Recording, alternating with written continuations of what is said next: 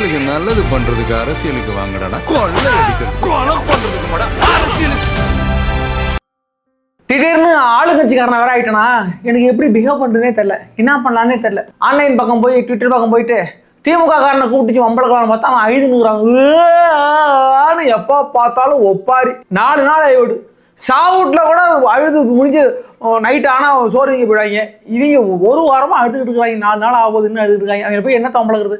அழுகுற பிள்ளைய சமாதானப்படுத்த தான் முடியும். எதிரியா இருந்தாலும் சமாதானப்படுத்திட்டு வர வேண்டியதா இருக்கு. வச்சுங்களேன், விஜய் அவர்கள் தற்போது ராஜ்பவனை நோக்கி உள்ள போயிருக்கிறார். ஆளுநரை சந்திக்க முதல் முறையாக, ஏற்கனவே ஒரு முறை அவர் போயிட்டு வந்திருக்கிறார். ஆனால் 2வது முறையாக ஆட்சி அமைக்க இப்போதான் முதல்ல உள்ள போயிருக்கிறார் திரு விஜய் அவர்கள் அப்படிங்கிறத பார்க்குறோம். இப்போ ஆட்சி அமைக்க ஒரு கோரிக்கை விடுப்பார். அதற்கு பிறகு நாளை தலைவர் விஜய் அவர்கள் நேரு ஸ்டேடியத்தில் முதலமைச்சராக பதவி ஏற்க இருக்கிறார் அப்படிங்கிறது கன்ஃபார்ம் ஆயிருக்கு. நம்மளாம் எதிர்பார்த்த அந்த மொமெண்ட் இருக்குல்ல, நம்மளாம் என்ன எதிர்பார்த்தோம்? உங்க அண்ணன் எப்படியாவது சிஎம் ஆயிடணும்னு சொன்னீங்கல்ல, அது நடந்திருக்கிறது. அது நாளைக்கு கண்கொள்ளா காட்சியாக பார்க்கலாம். அப்படிங்கிறதுக்கு முன்னாடி, அதாவது இந்த பெரும்பான்மை நிரூபிக்கிறதுன்னு ஒரு பெரிய இஷ்யூ போயிட்டு இருக்கு. அது எந்த கட்டத்தில் நிக்குது அப்படிங்கறத நம்ம டீட்டெயிலா பார்க்க போறோம். சரி, வாங்க வீடியோக்குள்ள போலாம். நான் உங்கள் யங் தாத்தா. டிராஃபிக் க்ளோஸ் பண்ணிருக்காங்க. நீ வாரடுதான்.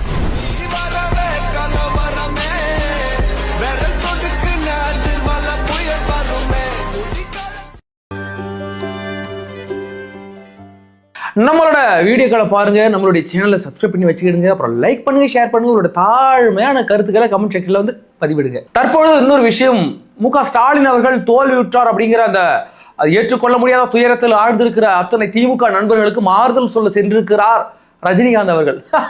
சூப்பர் ஸ்டார் ரஜினிகாந்த் அவர்கள் எங்க போயிருக்கிறா போல, ஸ்டாலின் வீட்டுக்கு போயிட்டு இக்கட்டான சூழ்நிலையில் உங்க கூட இருப்பேன் அப்படின்னு சொல்லிட்டு இருக்கிறார். சந்தோஷம், கூட இருந்துட்டு வாங்க, ஒரு நாள் 2 நாள் இருந்துட்டு வாங்கலாம். அந்த வீட்டில் யார் வேணும்னாங்கள அங்கே இங்கே சாப்பாடு சாப்பிட்டுவாங்க. பாவம், அதாவது ஈகோவின் உச்சத்தில் இருக்கும் ரஜினிகாந்த். நம்ம ஏற்கனவே சொல்லியிருக்கிறோம், ரஜினிகாந்துக்கு எதுக்கு இந்த ஈகோ அப்படின்னா, நான் பார்த்து வளர்ந்த ஒரு சின்ன பையன் நீ சிஎம் ஆயிடுவியா, நானே அந்த துறையில போயிட்டு திரும்பி வந்துட்டேன், ஏன்டா நான் இருந்த துறையிலேயே நீ வந்து என்னை விட சூப்பர் ஸ்டாரா போயிட்டு அதிக சம்பளம் வாங்கிட்ட, அதாவது நான் போக முடியாத அந்த ஃபெயிலியரான அந்த அரசியலில நீ போயிட்டு சிஎம் ஆயிட்டேன்ற கோபத்தில் உச்சத்தில் இருக்கிறாருன்னு வைங்களேன். பிபி அதிகமானது அவனும் பிபி மாத்திரை போட்டு தூங்கி இருக்கலாம். நேரம் ஸ்டாலின் வீட்டில் போயிட்டு எதுக்கு ஒப்பாரி வைக்க வேண்டியது? சரி, இப்போ வெட்ட வெளிச்சமா தெரிஞ்சிருக்கு, சரி விடுங்க. அதை சொன்னது ஒரு நல்ல விஷயம், போய் சொல்லிட்டு வாங்க. தற்போது காங்கிரஸ் உள்ள வந்துட்டு அப்படிங்கிறது தெரியும், நிறைய ஃபுட்டேஜ் பார்த்துருப்பீங்க. தற்போது காங்கிரஸ் கூட்டணியில சேர்ந்துட்டு சந்தோஷமான விஷயம்னா எனக்குலாம் சந்தோஷமான விஷயம் கிடையாது. அவங்களாம் அந்த பக்கமே வரக்கூடாதுன்னு நினைச்சேன். கரெக்டாக அங்கே போய் மாட்டிக்கிட்டோம். அதுவும் இனத்துரோகி என்பதில் எந்த ஒரு மாற்று கருத்து கிடையாது. ஆனால் அந்த இனத்துரோகி இப்போ இருக்கிற கரண்டில் இருக்கிற நம்ம தமிழ்நாட்டு துரோகி திமுக ஒழிக்கணும்னா அங்கே உள்ள துரோகி வச்சு ஒழிச்சிடலாமான்னு பார்த்தா, சரி ஒரு துறையினால் ஒழிச்சு காலி முடிச்சு விட்ருவோமே, இருந்துட்டு போகட்டும். அதெல்லாம் நான் வந்து பெருசாக கண்டுக்காதீங்க. அதை இலங்கை தமிழர்களுக்கு சொல்கிறேன், ஏன்னா அவங்களோட உணர்வு எனக்கு நல்லாக புரியும். அதை கடத்தி சொல்லுகிறேன். தமிழ்நாட்டுக்கு ஒரு நல்லது நடக்கிறது அப்படிங்கிறது அது காங்கிரஸ் கூட வந்தால் தான் தற்பொழுது நடக்கும்னா அதை ஒதுக்கி வச்சுட்டு நம்மளால் பார்த்து தான் ஆகணும். அதனால தற்பொழுது காங்கிரஸ் கூட வந்திருக்கு. தற்பொழுது இந்த பிரச்சனை இருக்கிறதுல எத்தனை சீட்டு நமக்கு இன்னும் தேவை? 108ங்கிறாங்க, 107ங்கிறாங்க, காங்கிரஸ் 5 வந்துட்டுங்கிறாங்க, முசாரி பிரேமலதா வருதுங்கிறாங்க, அதுக்கு பிறகு திருமாவளவன் வரப்போறாரா இல்லையாங்கிறாங்க. ஒண்ணுமே புரிய மாட்டேது. எத்தனை சீட் இருக்கணுங்கிறது ஏற்கனவே எங்க தாத்தா வீடியோல இப்படி ஒரு மிஸ்டேக் வர சொல்லிவிட்டேன். அதை ஒருத்தர் நோட் பண்ணி சொல்லியிருந்தாரு. அதுக்காக அதை கிளாரிஃபை பண்றதுக்கு தான் சொல்றேன். தற்பொழுது 108 எம்எல்ஏக்கள் இருக்கிறாங்க. அதுல ஒரு எம்எல்ஏ கழிச்சிருவோம். அந்த ஒரு எம்எல்ஏ யாருன்னு கேட்டா, சட்டமன்றத்துக்கு உள்ள போனது பிறகு நம்மளுடைய சபாநாயகராக ஒரு ஆளை போடணும். அவங்க கணக்கில் வரமாட்டாங்க. அப்படின்னா மொத்தம் 107. அப்புறம் இன்னும் ஒன்றை கழிக்கணும். அது ஏன் கழிக்கணும்னா, விஜய் அவர்கள் 2 தொகுதியில வெற்றி பெற்றிருக்கிறார். ஒன்று திருச்சி கிழக்கு, இன்னொன்று பெரம்பூர்ல இருக்கிறாருன்னு வச்சுக்கலாம். விஜய் அவர்கள் 2 ஓட்டு போட முடியாது. அதனால அது ஒன்று கழிஞ்சிடும். அப்போ அதை வெற்றி பெற்று 14 நாட்களுக்குள்ள அதை ரிசைன் பண்ணிடணும். 2வது ஒன்று ரிசைன் பண்ணணும். அப்படின்னா இப்போ திருச்சி கிழக்கு ரிசைன் பண்றதுக்கு அதிக வாய்ப்புகள் இருக்குன்னு வச்சுக்கலாம். அந்த இடத்துல சகாயம் ஐஏஎஸ் போட்டு அதெல்லாம் மேனேஜ் பண்ணலாம். என்னட்டா அது ஒரு ஊழலற்ற ஆட்சி அமைக்கணும். சகாயம் ஐஏஎஸ் எதற்கு பெயர் பண்ணுவோம்னா ஊழலற்ற அதிகாரி பெயர் பண்ணுவோம். அதனால அதில் போடலாம் கூட பேச்சுவார்த்தை நடந்துட்டு அதுக்கு இன்னும் கன்ஃபார்ம் வரல, வந்த பேர் நம்ம சொல்லுவோம். அப்படி பார்க்கையில அந்த ஒரு எம்எல்ஏவும் போயிடுவார். மொத்தம் 106 எம்எல்ஏ தான் இருப்பாங்க நம்மளுடைய கைவசம். அப்படிங்கிற பட்சத்தில் நான் உன்னோட கிளாரிஃபிகேஷன் கொடுத்துட்றேன். ரிசைன் பண்றாருல விஜய் அவர்கள், அது 6 மாசத்துக்குள்ள ஒரு ஆளை போட்டு தேர்தல் அறிவிச்சு அங்கே ஜெயிச்சு மறுபடியும் வந்துட்டாருன்னு அது பிரச்சனை கிடையாது, வந்துடுவாங்க. அதெல்லாம் நோ இஷ்யூஸ். இப்போ இந்த 106 எம்எல்ஏ பிளஸ் யாரு? தற்பொழுது காங்கிரஸ் 5, இப்போ எவ்வளவு 111 எம்எல்ஏக்களா? அதற்கு பிறகு விஜய் அவர்கள் இன்னைக்கு யார் யாருக்கெல்லாம் வந்து கடிதம் எழுதியிருந்தார், விசிகாவுக்கு கடிதம் எழுதியிருந்தார், சிபிஐக்கு கடிதம் எழுதினார், சிபிஎம்க்கு கடிதம் எழுதினார். இப்போ அவங்க எல்லாம் 2 மொத்தம் 6 எம்எல்ஏக்கள் வச்சிருக்காங்க. இப்போ தற்பொழுது ரீசெண்டா அவங்க பேசும்போது நம்ம என்ன பார்த்தோம்னா, திருமாவளவனுடைய அந்த பேச்சில் நம்ம பார்க்க போறோம். இப்போ திருமாவளவன் என்ன வெக்கமானதெல்லாம் விட்டுட்டு விஜய் அவர்கள் நல்லாட்சி கொடுப்பாருன்னு நான் நினைக்கிறேன், நம்புகிறேன். இப்போ வந்து காலம் எங்க எட்டி இருக்கிறது என்றால் கூட்டாட்சி தத்துவம், அதாவது அதிகாரத்திலும் மங்கும் ஆட்சியிலும் மங்குன்ற அந்த சூழ்நிலையை எட்டி நோக்கி இருக்கிறோம். தற்போது வந்திருக்கிறது அதுக்கு சரி பண்ண அந்த கொண்டு வந்த மக்களுக்கு நன்றி சொல்கிறேன். இதே திமுக ஆட்சியில் இருக்கும்போது மானங்கட்ட திருமாவளவன் அவர்களே இதுக்கு ஒரு கூட்டணி வந்தா மரியாதை விட்டு அதெல்லாம் என்னைக்கும் மரியாதை கிடையாது. திமுக காரங்கள மரியாதை கொடுப்பேன். என்னைக்குமே மு க ஸ்டாலின் அப்படின்ற வார்த்தை மாறாது, உதயநிதி ஸ்டாலின்ற வார்த்தை மாறாது. என்னதான் நீங்க தோத்து போயிட்டாலும் அவர்கள் அவமரியாதை பேச வேண்டிய அவசியம் கிடையாது. அவர்கள் என்னைக்குமே மரியாதைக்குரிய நபர் தான். ஆனா அந்த திருமாவளவன் மாதிரி குரூப்புகளை என்னைக்கு நினைச்சுக்கலாம், அந்த திருமாவளவன் அன்னைக்கு கேட்டாங்க, நீ ஏன் கூட்டணி ஆட்சி கேட்க மாட்டேங்கிறீங்க, அதிகாரத்திலும் மகும் ஆட்சியிலும் மகும் விஜய் சொல்லியிருக்காரு, நீங்க கேட்க வேண்டிய திமுக இல்ல, அது தற்போது அந்த சூழலை எட்டவில்லை அப்படின்னாரு.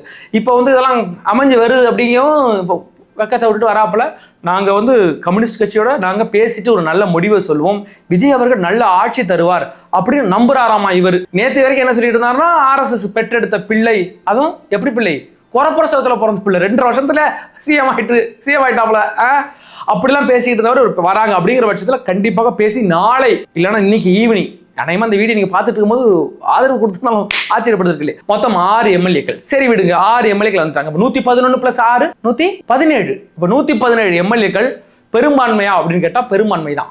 118 இந்த இடத்துல வராது. ஏன்னு கேட்டா விஜய் அவர்கள் ஒண்ணு ரிசைன் பண்ணிட்டாருன்னா எவ்வளவு 234 இருந்து 233 ஆயிடும். அப்ப 233ல பாதி பார்த்தீங்கன்னா 116.5 ஐ மீன் 116 அரை எம்எல்ஏக்கு எங்க போறது? அதனால 116 + 1 அப்ப 114 எம்எல்ஏக்கள் இருந்தாலும் அது பெரும்பான்மை. ஆக மொத்தம் இப்போ ஒரு 6 எம்எல்ஏக்கள் இருந்தா நமக்கு அங்க பெரும்பான்மை நிரூபிச்சுட்டு அங்க உட்கார்ந்துடலாம். இருந்தாலும் பெரிய பிரச்சனை இல்லைன்னா அந்த 116 கிடையாது. அது இக்கட்டான நேரத்தில் உட்காந்துட்டு நம்மளால ஒன்றும் பண்ண முடியாது அப்படிங்கிறதான் நிதர்சனமான உண்மை. அதிமுக பல பிரச்சனைகள் நடந்துகிட்டு இருக்கு அப்படிங்கிறதையும் பார்க்குறோம். அப்படி நடந்துகிட்டு அவங்களுடைய பெரும்பான்மையா அந்த அதிமுக எம்எல்ஏக்கள் ஒரு 31 பேர் வந்து ஆதரவு கொடுத்தா, நேரடி ஆதரவு கொடுத்துட்டாலும் இல்லை கட்சியில் வந்து சேர்ந்துட்டாலும் ஓகே. அதற்கு பிறகு அமமுகவிலிருந்து காமராஜ் என்ற எம்எல்ஏ வந்து மன்னார்குடி எம்எல்ஏ அவரும் இங்கே வருவதாக பேசிக்கிட்டு இருக்காங்க.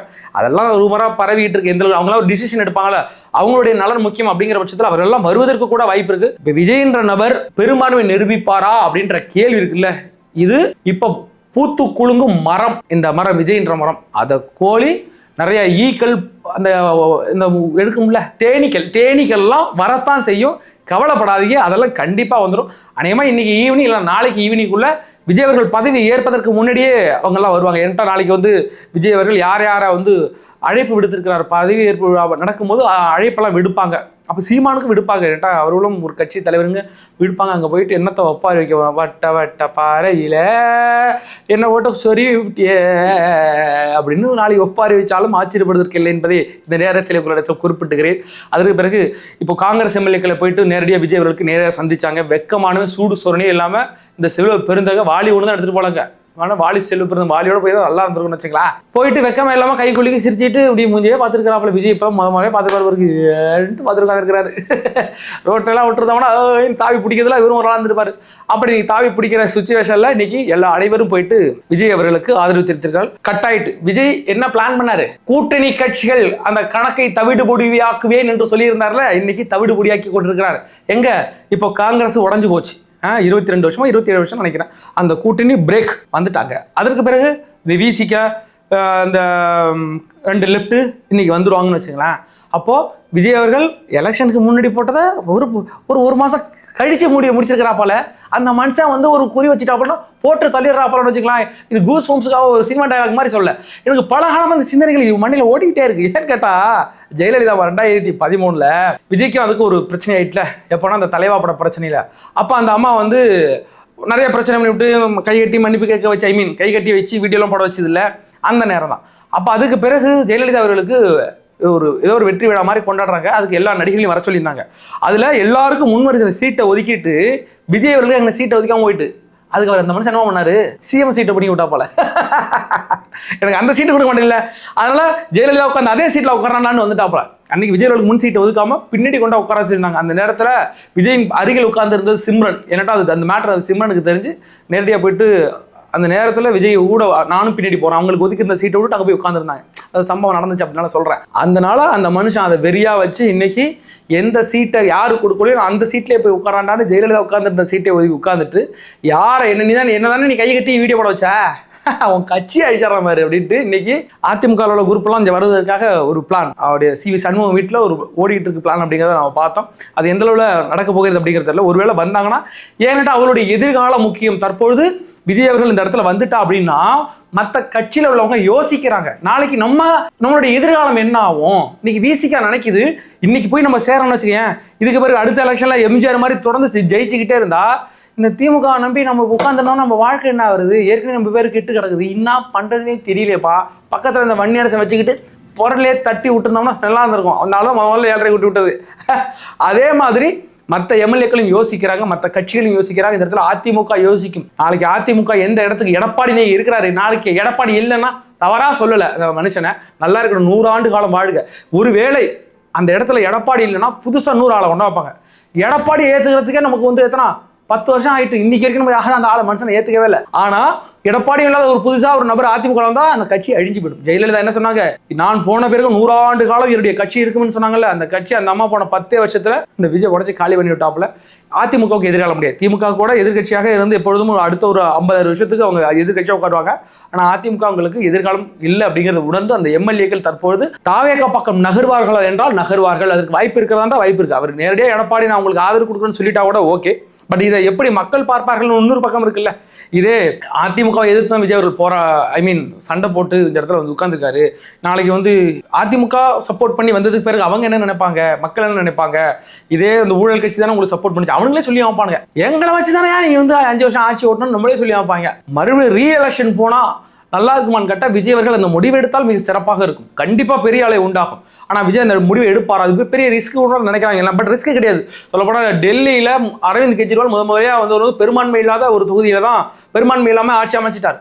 கடுப்பாயிட்டு அந்த மனுஷனுக்கு என்னடா அவங்க பெரும்பான்மை இல்லை, மைனாரிட்டின்னு நம்மளை சொல்றாங்களே, ஜெயலலிதா சொல்லிட்டு இருக்கோம் மைனாரிட்டி திமுக 2006 பெரும்பான்மை இல்லாம ஆட்சி அமைச்ச பிறகு நம்ம அப்படின்னு சொல்லி கிண்டல் பண்ணிட்டு இருக்கோம். அதே மாதிரி அங்கே கிண்டல் பண்ணிட்டு இருந்தா அவர் என்ன பண்ணிட்டாருன்னா 49 நாள்ல போயிட்டு ஆட்சியை கழிச்சுட்டாரு. நான் மறுபடியும் மக்கள்கிட்ட போறேன், மறுபடியும் எலெக்ஷன் வை அப்படின்ட்டு 68 இடத்துல மொத்தம் 70 இடங்கள்ல 2 இடத்துல மட்டும் தோத்து போனார். 68 இடங்கள்ல ஜிலி ஜெயிச்சு வந்து மறுபடியும் பெரும்பான்மையான ஆட்சி அமைத்தார். அதே மாதிரி விஜய் எடுப்பாரான்னு கேட்டால் அந்த பிளான் அவரோட கையில் இருக்கு. பெரும்பான்மையை ஆட்சி அமைக்கின்ற வாய்ப்புண்டு. ஆனா விஜய் இப்போ என்ன பிளான் பண்றாருன்னா, இப்போ திமுகவுடைய கூட்டணிகளை உடச்சு சிதறடிச்சிருவோம், நம்ம வந்துருவோம். இன்னைக்கு விசிகாவும் திருமாவளவனும் இங்க வந்துட்டாங்கன்னா மறுபடியும் அங்க போக மாட்டாங்க. அப்போ அடுத்த தேர்தலில் 2031 தேர்தலில் கூட்டணி கட்சி எப்படி இன்னைக்கு திமுகவோட யாரெல்லாம் கூட்டணி இருந்தாங்க அவங்களாம் நாளைக்கு விஜயோட இருப்பாங்க. அப்போ பெரும் பலமா இருக்கும். இதுவே பெரிய பலம் தான். அப்புறம் என்ன விஜய் அதெல்லாம் தேவையில்லை, என்னன்னு தெரியல. அவருக்கு யோசிப்பார்ல வருங்கால அரசியல் என்னட்டா எல்லா ஆட்சி 5 ஆண்டுகள் முடிந்த பிறகு பெரிய ஆன்டி இன்கமன்ஸ் எல்லா ஆட்சியும் இருக்குது. விஜய் அவருடைய ஆட்சியும் இருக்கும். யாரும் ஆட்சி இருந்தாலும் ஒரு ஆன்டி இன்கமன்ஸ் இருக்கதான் செய்யும். தற்பொழுதே கட்சியை வலுப்படுத்த அவர் முயற்சிக்கலாம். அதனால தற்போது இந்த கூட்டணி கட்சிகளை அவர் பக்கம் வச்சுக்கிட்டு 2031 அது பெரிய அளவில் மனுஷன் பிளான் பண்ணிட்டு ஒருவேளை பிஎம்க்கு பிளான் பண்ணிட்டு இருக்காப்பலையோ ஒருவேளை இருக்கும்னு நினைக்கிறேன். யாரு கண்டா அந்த மனுஷன் மனதில் என்ன இதுக்குன்னு யாரு கண்டா. 2018-19 நமக்கு தெரியுமா அவர் வந்து உட்கார போறான்னு தெரியுமா. 2024 அவர் அறிக்கை வரதுக்கு மறுநாள் வரைக்கும் பெரிய எல்லாம் ஐடியா வருவாரா இல்லைன்னா நினைச்சிட்டு தான் பொசுக்குன்னு வந்தாப்புல. ஒருவேளை மோடி தாத்தாவுக்கு டஃப் கொடுப்பாங்களே நினைக்கிறேன். பார்ப்போம், அப்படிங்கிறத பார்ப்போம். அதற்கு பிறகு சரி ஒரு வழியா ஓரளவுக்கு நடந்து முடிந்து விடும் என்று நம்புகிறோம். என்ன நடக்க போறதுங்கிறது யாருக்கும் தெரியாது. அநேகமா நாளைக்குள்ள நமக்கு தெரிஞ்சிடும் யார் யாரெல்லாம் வராங்க இங்க வராங்க அப்படிங்கிற விஷயம் தெரிஞ்சுவிடும். ஏன்னு கேட்டா இன்னைக்கே சொன்னாதான் யாரு இன்னைக்கு ஈவினிங்கே வந்து திருமாவளவன் காலில் விழுந்தாதான் ஏதாச்சும் ஒரு அமைச்சர் பதவி கொடுப்பாங்கன்னு வச்சுக்கலாம். நாளைக்கு வந்து விஜய் அவர்கள் பதவி ஏற்கிறார், அமைச்சர்களும் பதவி ஏற்றுட்டாங்கன்னா காரெல்லாம் ரெடியாக இருக்குது. எல்லாருக்கும் கார் புது காராக கொடுக்குறாங்கன்னு வச்சுக்கலாம். இன்றைக்கே போயிட்டு திருமாவளவன் புதுக்குன்னு காலில் விட்டாங்கன்னா ஏதாச்சும் ஒரு அமைச்சரவை கொடுப்பதற்கு வாய்ப்பு இருக்கிறதுங்கிறத நம்ம பார்க்குறோம். அப்படி இல்லாத பட்சத்தில் அதிகமாக நாளைக்கு ஈவினிங்குள்ளே முடிவாயிடும். அப்படி முடிவாகாத பட்சத்தில் கூட நமக்கு நிறைய வாய்ப்புகள் இருக்கிறது. தளர்ந்து விடாது. நிறைய வாய்ப்புனா ரீஎலெக்ஷனை போடியா திமுக காரன்னா வா சீக்கிரம் வா 2000 பணம் கொடு, இந்த 2000 பணம் கொடு, இல்லைன்னா விஜய்க்கு போட்டுருவோம், நான் விஜய்க்கு போட்டுருவோம் 5000 பணம் கொடுன்னு மிரட்டி 5000 வாங்கிட்டு மறுபடியும் கொண்டு விசில் குத்தி விட்டு பெரும்பான்மையில் ஜெயிக்க வச்சிருவோம். என்னன்ற சரி எது எப்படி நடக்கிறதோ நாளைங்கிற கூடிய விரைவில் அடுத்த வீடியோக்குள்ள நம்ம அப்டேட் கொடுப்போம். நாளை விஜய் அவர்கள் நேரு ஸ்டேடியத்தில் வந்து பதவியேற்பு செய்கிறார். நம்மெல்லாம் காத்து கிடந்த நம்மெல்லாம் எதிர்பார்ப்புடன் காத்திருந்த அந்த விஷுவல் நாளைக்கு நம்ம பார்க்க போகிறோம். பொறுமையாக உட்காந்து அந்த டிவியில் உங்கள் அண்ணனை அவர் சிஎம் பதவி ஏற்க போகிறார். சி ஜோசப் விஜய் ஆகிய நான் அப்படின்ற அந்த வார்த்தையை கேட்பதற்காக நீங்களாம் காத்துக்கிருந்தீர்கள். அது நாளைக்கு நடக்க இருக்கிறது. குடும்பம் குட்டியோட உட்கார்ந்து அந்த விஷயம்லாம் பார்த்து ரசிச்சிருங்க. அதற்கு பிறகு வேற ஒரு வீடியோவில் நம்ம அடுத்தது என்னென்ன அப்டேட் அப்படிங்கிறத கூடிய விரைவில் பார்ப்போம். வேற ஒரு வீடியோவில் சந்திக்கும் வரை உங்களுடைய நான் உங்கள் ஈ தாத்தா.